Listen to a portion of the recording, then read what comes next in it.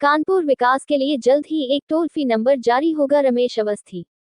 हर कानपुर वासी चाहता है कानपुर का विकास हो। भारत देश में विकास के लिए 5वें नंबर पर कानपुर गिना जाता है।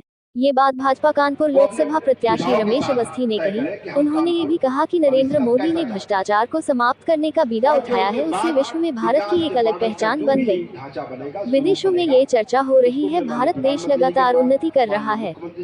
कानपुर नगर के लिए हम जल्द ही एक टोल फ्री नंबर जारी कर रहे हैं, जिससे जनता के सुझाव लिए जा सके। कानपुर मैनचेस्टर के रूप गिना जाता था, आज आपसे कोई बात छिपी नहीं है। भारतीय जनता पार्टी के अध्यक्ष शिवराम सिंह ने कहा कि भाजपा के सभी वरिष्ठ नेता मिलकर रमेश अवस्थी को चुनाव लड़ा रहे हैं। भाजपा लाखों वोटों से चुनाव जीत रही है, पार्टी का एक एक कार्यकर्ता चुनाव लड़ा रहा है। भाजपा नेताओं को धन्यवाद मंडल अध्यक्ष सनी जायसवाल ने किया।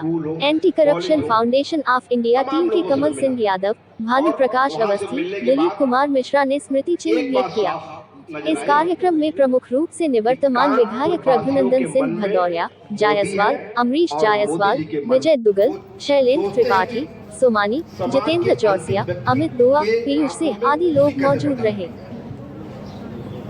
इसलिए मोदी आज देश में पूरी दुनिया के सबसे लोकप्रिय नेता बन गए। आज उनकी चर्चा देश में विदेशों में होती है। आप जाइए कभी विदेशों में, और आप इससे पहले भी विदेश गए होंगे, अब विदेश में जाके देखिए।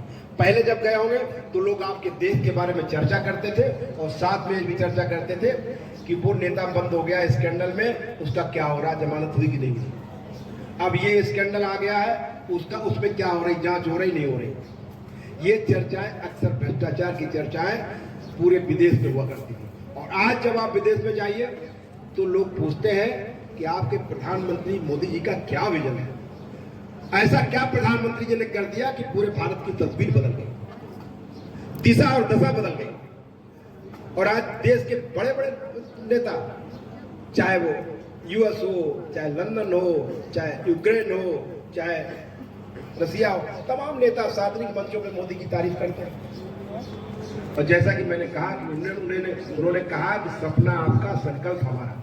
हमारे बुजुर्गों ने एक सपना देखा कि उनका राम मंदिर बने और रामलला के दर्शन करें, लेकिन वो प्रत्याशी आदरणीय रमेश अवस्थी जी के पक्ष में मन बनाकर बैठी हुई है और भारी उत्साह से जहाँ हम लोग जाते हैं वहाँ क्षेत्रीय लोगों का आशीर्वाद और समर्थन आज हमारे प्रत्याशी रमेश अवस्थी को मिल रहा है। इसका कारण है देश के प्रधानमंत्री मोदी का करिश्माई नेतृत्व का व्यक्तित्व। ये सत्यदेव पचौरी जी आपका सहयोग नहीं कर रहे हैं क्षेत्र नगर में चर्चा का विषय, इसके बारे में क्या कहना चाहते हैं? अब पूरा भारतीय जनता पार्टी एक नेता, एक कार्यकर्ता पूरे मनोयोग से, पूरे समर्पण से भारतीय जनता पार्टी के पक्ष में लगा हुआ है। हमारी पार्टी परिवार की भांति काम कर रही है, उसमें कहीं कोई मनमुटाव नहीं है। सब लोग पूरे हमारे प्रत्याशियों को ताकत से लाने का काम कर रहे हैं। गर्मी के देखते हुए आपको वोट का परसेंटेज पिछली बार भी कम था, इस बार बढ़ाने के लिए क्या आप लोग कर रहे हैं? इस गर्मी को भारतीय जनता पार्टी कार्यकर्ताओं ने चुनौती के रूप में स्वीकार करने का काम किया और हमने जिसको भी चुनौती को स्वीकार करने का काम किया है उससे विजय प्राप्त की है।